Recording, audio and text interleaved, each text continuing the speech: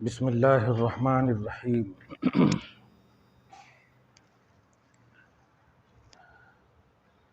نحمدہ ونصلی ونسلم علی حبیبہ الکریم الامین العزیز الرؤوف الرحیم وعلی آلہ واصحابہ الافضلین الاکرمین اجمعین، اما بعد فاعوذ باللہ من الشیطان الرجیم، بسم اللہ الرحمن الرحیم۔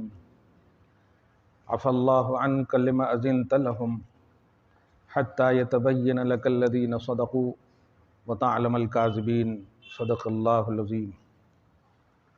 حصول برکت کے لیے درود شریف پڑھ لیجیے۔ اللہم صلی وسلم وبارک علی سیدنا و شفیعنا و حبیبنا و مولانا محمد معدن الجود والکرم وآلہ الکرام ابنہ الکریم وآلہ واصحابہ وبارک وسلم، صلی اللہ تعالی علیہ وسلم۔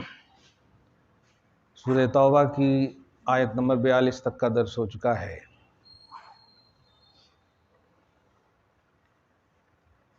مخلص مومن اور ظاہری کلمہ گو منافق کے حوالے سے بڑی تفصیل سے بحث ہو رہی ہے۔ آیت کے اس پہلے حصے کو میں نے گزشتہ درس میں بھی تلاوت کی تھی۔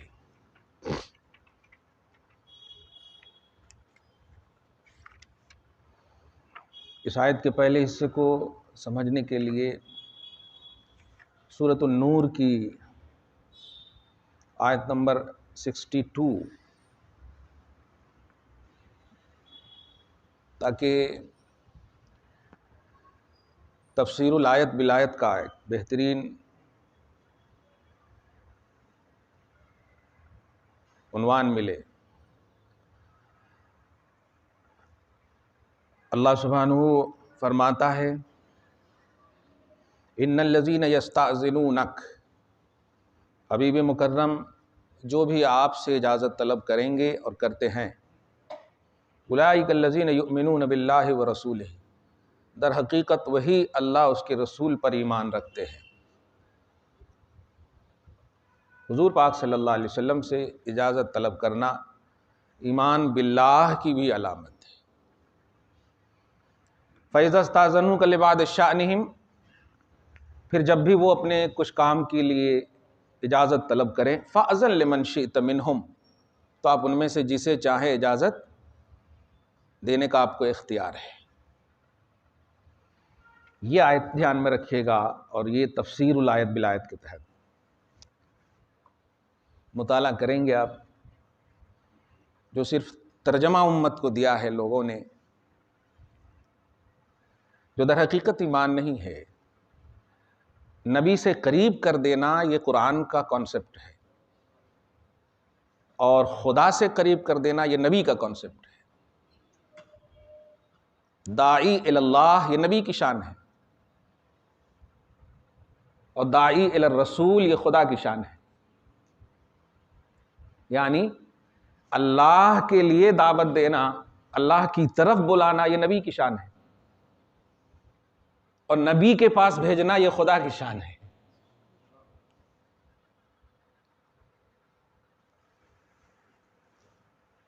اب ذرا دونوں کے حوالے سے کچھ بھی نگیٹیوٹی، خصوصاً اگر عقیدہ رسالت کے حوالے سے نگیٹیوٹی آئے، خدا مل ہی نہیں سکتا۔ کیوں؟ اس لیے کہ خدا تک پہنچنے کا سب سے بڑا ذریعہ اللہ نے نبی کو بنایا۔ اسی لیے رسالت کی ایک تعریف یہ ہوتی ہے، بین العبد والمعبود، بندے اور اللہ کے درمیان کی کڑی کا نام رسول ہے۔ بہت امپورٹنٹ ہوا نا، یعنی بندے کو اللہ تک پہنچانا، یا اللہ تک بندہ جانا چاہے تو رسول سے ایڈریس مانگے، یہ ہے۔ تو اس آیت کریمہ میں اللہ آپ کو معاف کرے، ترجمہ یہ ہو رہا، میں نے اس کی تفصیل کر دی ہے گزشتہ درس میں۔ یہ اہل عرب کا ایک محاورہ ہے، قرآن چونکہ محاورہ عرب پر اترا ہے، عرب کے لینگویج پر اترا، چونکہ عرب والے اپنی زبان پر بڑے اترا رہے تھے، تو اللہ نے ان کی زبان کی اترانے کو دیکھتے ہوئے اسی کی زبان پر ایسا عربی اتارا کہ وہ لوگ خود زبان والے ہو کر کے بولنے لگے یہ کسی انسان کا کلام نہیں ہو سکتا، یہ ہے عربی زبان۔ تو عفا اللہ عنکا یہ قابل تعظیم شخصیت کے لیے بولا جاتا۔ آپ فرض کریں ایک بیٹا اپنے باپ کی کمال انتہا کی تعظیم کرتا ہے، بہت تعظیم کرتا ہے، بیٹھے بیٹھے بات ہو رہی ہے ایسے ہی، اسی درمیان میں عربی جملے اللہ تعالیٰ آپ کو معاف کرے، اس کا یہ مطلب نہیں کہ آپ بہت بڑے گنہگار ہیں، نہیں، اللہ تعالیٰ آپ کو معاف کرے، یہ ایک ریسپیکٹڈ جملہ ہے۔ چنانچہ حضرت عبداللہ ابن عباس وغیرہ تو فرماتے ہیں عرب کا محاورہ ہے عفا اللہ عنکا، ایک کو بولیں اگر تو اللہ آپ کو معاف کرے۔ آج بھی آپ کسی غریب وغیرہ کو 10 روپیہ دیجئے تو 1 کنٹل دعا دے دیتے ہیں، اللہ آپ کو اچھا رکھیں دے، یہ کریں دے، وہ کریں دے، ارے بابا شجرہ پڑھ لے، صحیح ہے کہ نہیں؟ تو کیا مطلب ہوا؟ آپ اچھے نہیں ہیں، اچھے نہیں ہوتے تو ان کو کہیں کو دیتے آپ؟ یہ ایک رسپیکٹ ہے وہ، تو یہی آیت کریمہ کا مطلب ہے۔ لیکن آپ غیروں کے یہاں، غیروں سے مراد جہاں جن کے اندر محبت رسول نہیں ہے، یہ میں کہہ رہا ہوں، کہنا پڑتا ہے غیر، نبی کی محبت ہی ایمان ہے۔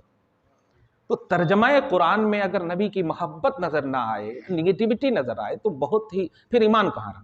اللہ آپ کو معاف کرے، اور مزید پھر اس کو قوسین میں، اس کو برائیکٹ میں لکھتے ہیں جو بھی آپ نے غلطی کی ہے،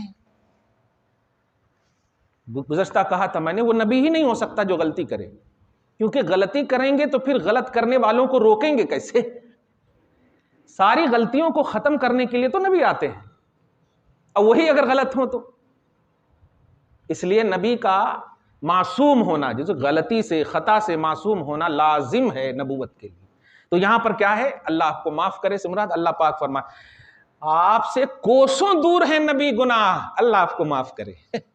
دیکھیے امپاسبل ہے گناہ آپ سے، اللہ آپ کو معاف کرے، یا یوں ترجمہ کیجئے گناہ تو آپ کے پاس ہے ہی نہیں کہ اللہ نے آپ کو معاف کر دیا ہے گناہ سے، یہ بھی ایک مفہوم ہے۔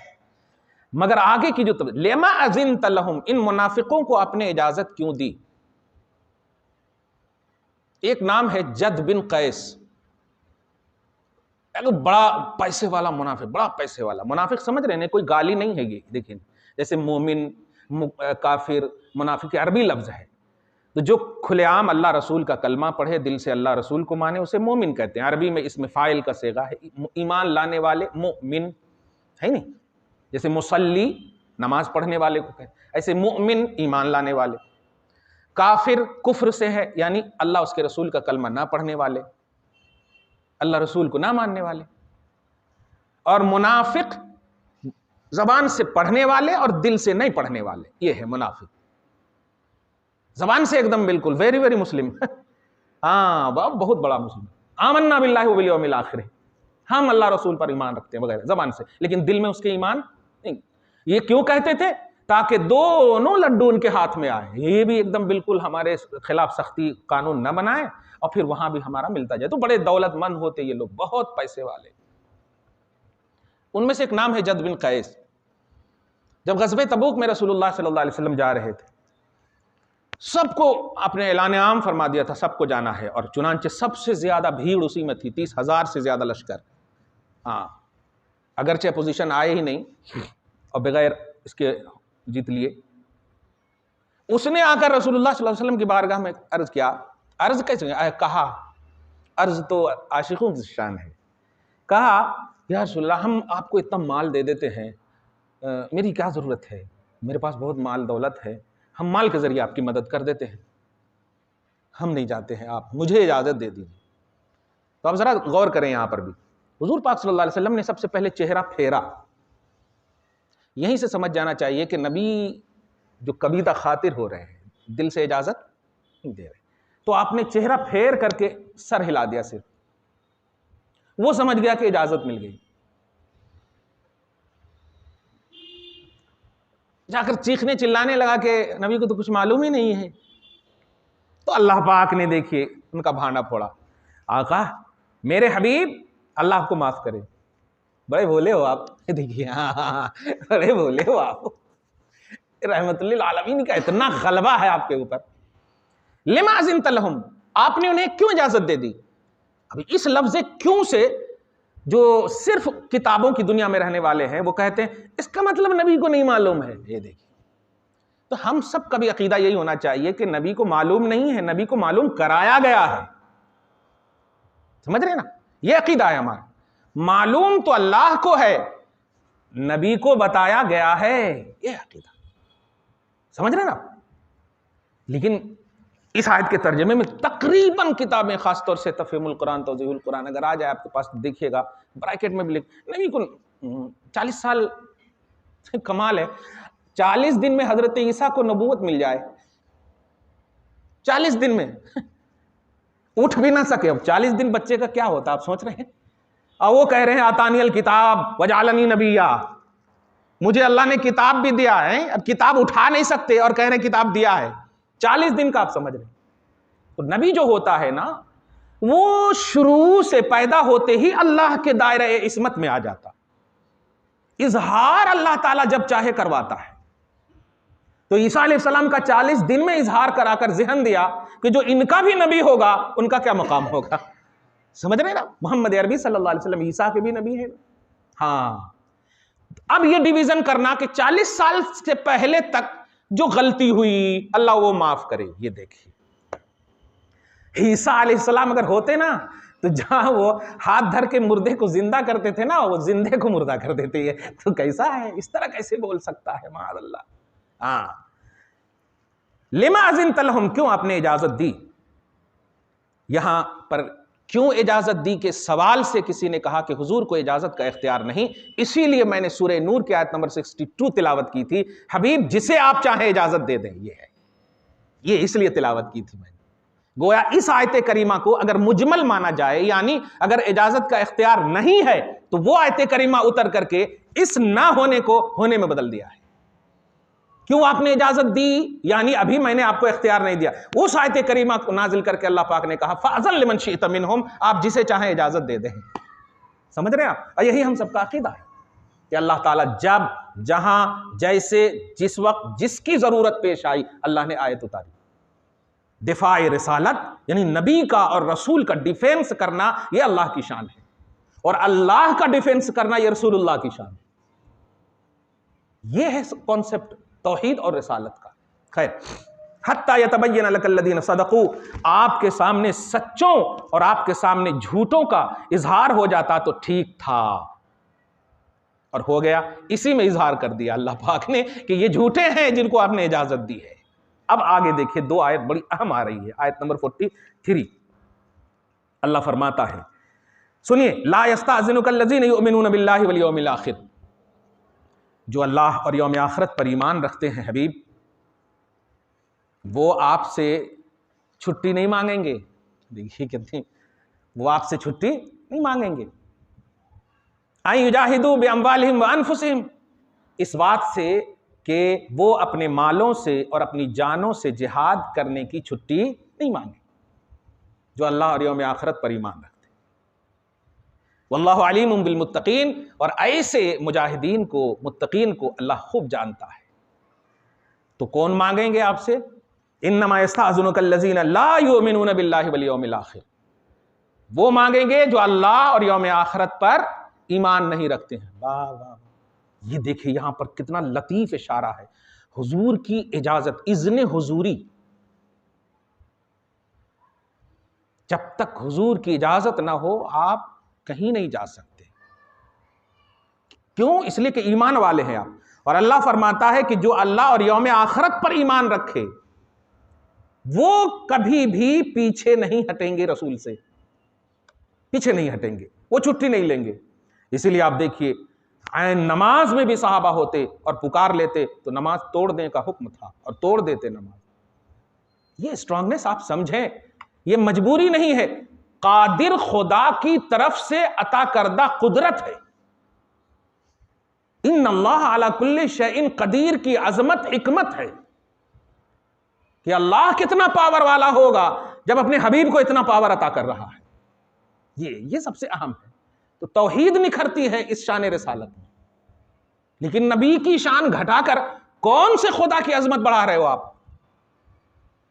دنیا میں کسی کو بھی یا خلق میں کوئی ایسا ہے جو محمد کی طرح ہو؟ اب جب محمد ہی میں نقص نکل گیا تو خدا کیسا اور کیوں ہے یہ تو پتہ ہی ختم ہو جائے گا.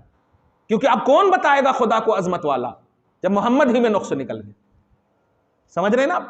کیونکہ ان سے بڑا کوئی افضل اور اعلیٰ خلق میں ہے ہی نہیں. یہ ترجمہ کرنے والے بھی مانتے ہیں کہ محمد سب سے افضل ہے. تو جب وہ افضل ہیں خلق میں تو اب خدا کا سب سے زیادہ انٹروڈکشن کرانے میں افضل وہ بھی وہی ہوں گے. تو اگر ذرہ برابر بھی رسالت میں نقص نکلا توحید میں نقص نکل جائے گا. یہ ماننا پڑے گا، لازمی چیز ہے، کیونکہ رسول امت کے لیے ہوتے ہیں اور خدا کے ہوتے ہیں. خدا کے ہوتے ہیں وہ پیغام بر، اسی لیے بولتے ہیں ان کو خدا کا پیغام لانے والے. پیغامبر کا مطلب یہی ہوتا خدا کا پیغام. تو آپ کو ہم پیغام اسی وقت نہ دیں گے یار جب آپ پر بھروسہ ہو، معلوم ہو جائے کہ آپ بیچی میں پھینک دیں گے یا نہیں لے جائیں گے وقت پر، تو آپ کو دیں گے ہم. تو اعتماد توحید، اعتماد خدا کا نام رسول ہے. اللہ کا بھروسہ نہیں سمجھتے ہیں لوگ، ترجمہ کر دیا یہ اللہ کے نبی کو اجازت نہیں، اللہ کے نبی کو اختیار نہیں. اس آیت کریمہ کو دیکھ لیا، لگتا ہے کہ سارا قرآن اسی آیت کریمہ میں. یہ احاطہ قرآن نہیں رہتا ان کے پاس. اور میں کہتا ہوں کہ یہ احاطہ قرآن نہیں، علم القرآن سے ناواقف ہے. یہ قرآن کے جو مقصد ہیں اس سے ناواقف ہے. خیر، جو لوگ اللہ اور یوم آخرت پر ایمان نہیں رکھتے ہیں وہ آپ سے چھٹی مانگیں گے وہ چھٹی مانگیں گے. وارتابت قلوبہم، اور ان کا دل شک میں مبتلا ہوگا. جاؤں کہ نہ کو جاؤں، جاؤں کہ نہ کو جاؤں، بس اسی شش و پنج میں وہ رہیں گے. گئے تو پیسہ کیا ہوتا، دولت کیا ہوتا، گائے بیل بھینس کیا ہوتے وغیرہ وغیرہ، اس پر دھیان دیتے. اور جو عاشق ہوتے ہیں نا وہ ایک ہاتھ میں روٹی اور ایک ہاتھ میں ایک توا میں روٹی رکھ کر کے چلے جاتے ہیں نبی کی بارگاہ میں، اور آتے ہیں تو دیکھتے ہیں ساری روٹیاں پکی ہوئی ہے. سبحان اللہ، ساری روٹیاں پکی ہوئی. یہ ہے اعتماد، یہ ہے بھروسہ. فَهُمْ فِي رَيْبِهِمْ يَتَرَدَّدُونَ، وہ لوگ اپنے شک میں ہمیشہ وہ ڈاما ڈول رہتے ہیں، اسی میں بھٹکتے رہتے ہیں، کوئی فیصلہ نہیں کر پاتے، کوئی اس میں نہیں رہتے. آیت نمبر 45، وَلَوْ أَرَادُوا الْخُرُوجَ لَأَعَدُّوا لَهُ. حبیب سنیے، اگر یہ جانے کا ارادہ رکھتے نا تو لَأَعَدُّوا لَهُ، ضرور تیاری کرتے. ابھی آپ کہیں جانا چاہیں تیاری کریں گے نا، کچھ بھی سفر کی انتہا کے حساب سے، جہاں جانا چاہ رہے ہیں اس کے اسٹیٹس کے حساب سے، لیول کے حساب سے کہ یہ کرنا، یہ لینا، وہ لینا وغیرہ، ہے ہی نہیں. تو حبیب آپ دیکھ رہے ہیں کہ وہ بالکل معمولاً اپنی زندگی گزار رہے ہیں، تو یہ گزارنا ہی بتا رہا ہے کہ آپ کے ساتھ جانے کے موڈ میں نہیں ہے. سوچیں ذرا سی، آپ یہاں پر ذرا غور دیکھیے. اگر تنہائی میں آپ دھیان کریں گے نا تو کس قدر اللہ پاک نے حضور کے ساتھ دینے والوں کی عظمت اس میں بیان کی ہے اور ساتھ نہ دینے والوں سے ناراضگی کا اظہار فرمایا ہے. اس میں آپ غور کیجئے کہاں سے اللہ پاک دیکھیے کیا ہوتا ہے. بھئی اگر ایک دو آدمی نہیں جائے، 30,000 کا ہے پبلک ہے ساتھ میں، تو ایک دو نہ جائے تو کیا ہوگا. لیکن یہاں نہ جانا مقصود نہیں ہے، حضور کو التفات میں نہ لینا، توجہ میں نہ لینا، یہ مقصد ہے. تم نہ جاؤ یہ ٹھیک ہے، میرا حبیب تجھے خود کہہ دے گا، میں آیت اتار کر بتاؤں گا حبیب ان کو مت لے جائیے، وہ اس سچویشن میں نہیں ہے. سمجھ رہے نا. لیکن تم نے رسول کو التفات نہ دیا، توجہ نہ دیا، نبی کے اس امر کی جو عظمت ہے، جانے کا جو مقصد ہے، اس مقصد کو تم نے صحیح نہیں سمجھا یا ڈیپ نہیں لے گئے، ایزی لے لیا.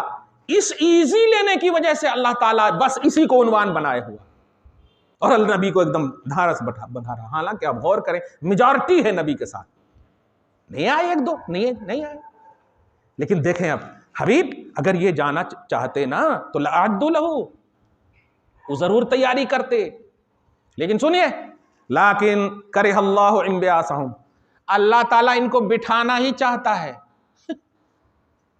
اللہ تعالیٰ چاہتا ہے کہ یہ نہ جائیں. سوچیں کیوں نہ جائیں؟ اس لیے کہ جب حبیب نے کہا، اس کہے میں ایک سیکنڈ بھی اگر غور و فکر کریں گے نا، جانا نہیں جانا ختم. جیسے کہا حنزلہ کی طرح بستر شب عروسی سے اٹھ جاؤ، فرشتے تیار کر رہے ہیں. کیا بات ہے، نبی نے کہہ دیا ہے نکلنے کے لیے، بس چاہے سامنے کوئی ہو، باپ ہو، بہن ہو، بیوی ہو، بچے ہو، جو بھی ہو، وہ سب کو دلاسا دے کر نکلو، نبی کا آرڈر ہے، یہ ہے. اور ذرا بھی تأمل کیا آپ نے، غور کیا آپ نے، بس ایک ڈانٹ بھی لگی نا. بخاری شریف کی حدیث ہمیشہ سناتا ہوں، کعب بن لؤی والی حدیث. بلا لیا تھا نماز میں سورہ انفال کی آیت نمبر 24 کے تحت، تو وہ نماز میں سوچ رہے تھے.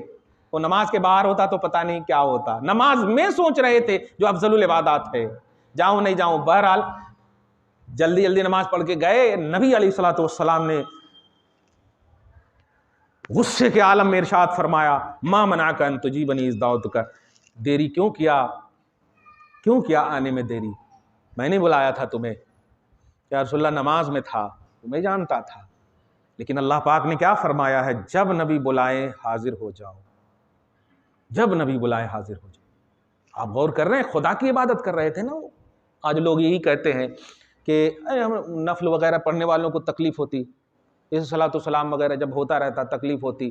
ایسا مت کہا کرو، آپ پڑھ لو، لیکن کہہ دو گے نا تو قسم خدا کی اللہ ناراض ہو جائے گا. سوچے وہ نماز میں تھے، نفل بھی پڑھ رہے ہوں گے نا تو نماز جب شروع ہو جائے تو ادا کرنا واجب ہو جاتا. صحیح ہے کہ نہیں؟ تو جب عین نماز میں تھے تب گویا وہ واجب کے ادائیگی میں تھے. اگر فرض بھی پڑھ رہے ہوں گے تب تو تھے ہی، نفل بھی پڑھ رہے ہوں گے تب بھی ادا کرنا واجب ہے، توڑ نہیں سکتے آپ. یہاں تک کہ نفل نماز میں غلطی ہو جائے تو سجدہ صاحب واجب ہے. یہ واجب کیوں ہے؟ کیونکہ ادا کرنا آپ نے شروع کیا ہے، اور جب شروع کریں تو انتہا بھی کریں. لیکن نبی کیا فرماتے ہیں، میں نے نہیں، اللہ نے کہا جب میرا حبیب بلائے آ جانا. یہ نہیں کہا کہ نماز میں ہو تو نہ آنا. تو صاحب یہ رسول آج کے جیسے دیکھیں تعویل کرنے والے اگر لوگ ہوتے اس طرح جد بن قیس وغیرہ کی طرح، اور آج بھی لوگ ہیں کہتے کہ ارے رے رے رے رے رے نماز میں بھی نماز اس طرح بولتے ہیں نا، نماز پڑھ رہے تھے پھر بھی ایسا بولے تو کیسا جی. لیکن اللہ پاک کے نبی کے وہ تربیت یافتہ ہیں، کہتے یا رسول اللہ لن اعود انشاءاللہ، آئندہ ایسی غلطی نہیں ہوگی، جب بلائیں گے آپ آ جاؤں گا. یہ بتائیے کہ یہ اہمیت جو قرآنی یا اہمیت جو رسول کی ہے کیا آسان ہے؟ آج کسی بھی طرح سے بول دیتے ہیں، میں نے سنت نہیں پڑھا تھا اس لیے پہلے سنت پڑھ لیتا ہوں. کیا سمجھا آپ نے سلام کو؟ کیا سمجھا؟ یہ در رسول کی حاضری ہے یا دور و نزدیک کا کانسیپٹ ہے ہی نہیں. یہ جو آپ سوچتے کہ ہم مدینہ میں ہیں رسول، ہم یہاں ہیں، یہ جو اپنا آپ جو جغرافیائی سوچ رکھتے ہیں، نہیں روکیے آپ. اللہ پاک نے کہا ہر مومن کے سینے میں ہے رسول. صحیح ہے کہ نہیں؟ النبی اولی بالمؤمنین من انفسہم. اس لیے پورے اٹریکشن سے آپ کو پڑھنا چاہیے جب موقع ملے، کیونکہ یہ اتنا مقدم ہے کہ اللہ پاک نے نماز پڑھنے والے کے لیے یہ آیت کریمہ سمجھے اتار دی، حبیب بلائے تو حاضر ہو جاؤ. پہلے کمال ہے یہ، کتنا مطلب خدا کی رضا کا سب سے بڑا اعلیٰ کانسیپٹ مل رہا ہے کہ نہیں؟ خدا کی رضا کا سب سے اعلیٰ، نہ نماز کے کر یہ اس کی قضا ہے، میرے حبیب بلا لیں اور نہیں جاؤ گے تو اس کی قضا کہاں سے لاؤ گے؟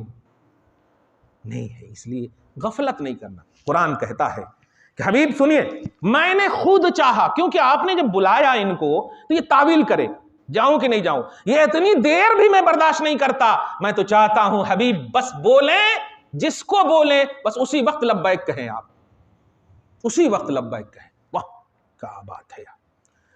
اس لیے کہہ دو اقعدوا مع القاعدین، چھوٹے چھوٹے بچے، بوڑھے، عورتوں، اور ان میں جا کر بیٹھو، تمہاری ضرورت نہیں ہے. کیا غصہ کا انداز دیکھے آپ، غضب کا انداز. بولتے نا جا چوڑیاں پہن لو، ہے نہیں؟ جب کبھی ضرورت پڑے کسی کو دفاع کرنے کی، مارنے کی، طاقت کی استعمال کرنے کی، اور وہ آئے نہیں، آپ کا بھائی ہی ہو اور گھر میں آرام سے بیٹھا ہو اور آپ کو ضرورت ہے، تو آپ کیا کہیں گے؟ اب کہیں کو آیا، جا چوڑیاں پہن کے بیٹھ جا. تو یہی عنوان دیا اللہ پاک نے. میرے حبیب نے بلایا، کیا سمجھتے ہو حبیب لب ہلا دیں تو میں قبلہ بدل دوں؟ غزوہ تبوک نہیں بدل سکتا، لیکن میں آزمانا چاہتا ہوں کہ حبیب کے وفادار کون ہو اور بے وفا کون ہو. بس ان کی خاطر تو میں نے سارے شامیانے بچھائے ہیں، آسمان ہو یا زمین. صحیح ہے؟ ہاں. آج پورا سائنس کہتا ہے آسمان پھٹ نہیں سکتا. سائنس کہتا ہے آسمان پھٹ نہیں سکتا، مگر پوری دنیا دنگ ہے کہ نبی کیسے چلے گئے لامکان، ساتوں آسمان کو چیرتے ہوئے کیسے چلے گئے لامکان؟ تو ایک ہی جواب ملتا ہے، کیونکہ یہ معجزہ ہے، اور معجزہ میں عقل اور سینس اور تھنکنگ نہیں ہوتی۔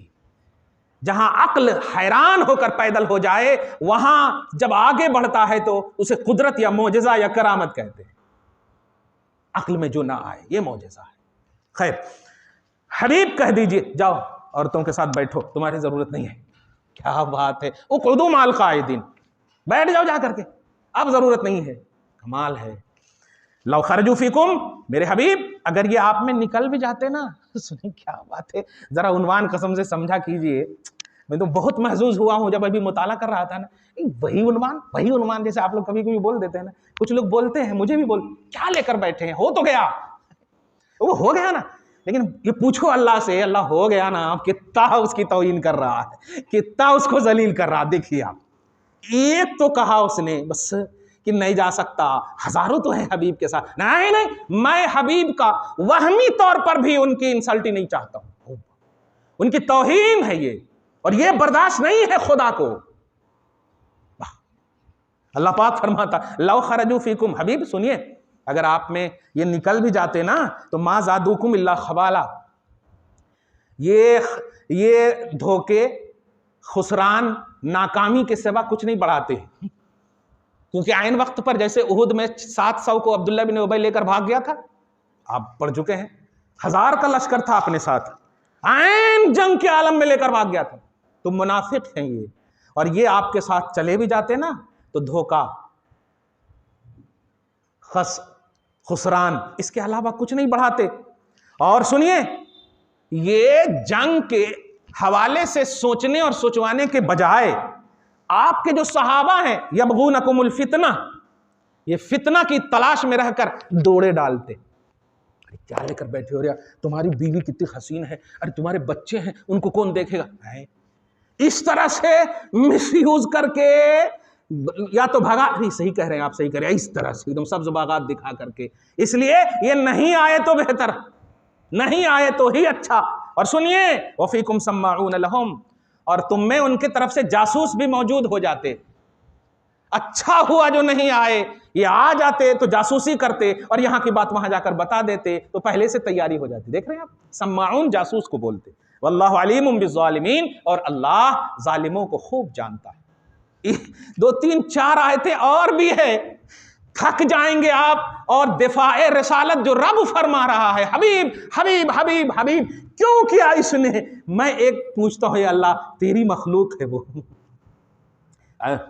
مخلوق ہونا یہ اس کی قسمت ہے، محبوب ہونا یہ میری چاہت ہے۔ میں چاہتا ہوں میری مخلوق میرے حبیب کی محبوب بنے، یہ میری چاہت ہے، یہ تو میری چاہت کے بھی خلاف کر رہا، تو میں کیوں نہ نگیٹو عنوان بناؤں اس کا؟ اسی نگیٹو عنوان میں مصطفیٰ جان رحمت کا پازیٹو عنوان نظر آیا آپ کو۔ انشاءاللہ آئندہ درس میں اور مزید ہوگی، دعا ہے اللہ تعالیٰ آج کی اس خصوصی درس کو حبیب پاک صاحب الاولاق کے وسیلے سے قبول فرمائے، اپنی شان کریمی کے مطابق اجر عطا فرمائے، گھر بار میں اولاد میں برکتیں عطا فرمائے، اصلوں کی بخشش اور نسلوں کی حفاظت فرمائے۔ وصلی اللہ تعالی علی خیر خلقہ محمد وآلہ واصحابہ اجمعین برحمتک یا ارحم الراحمین۔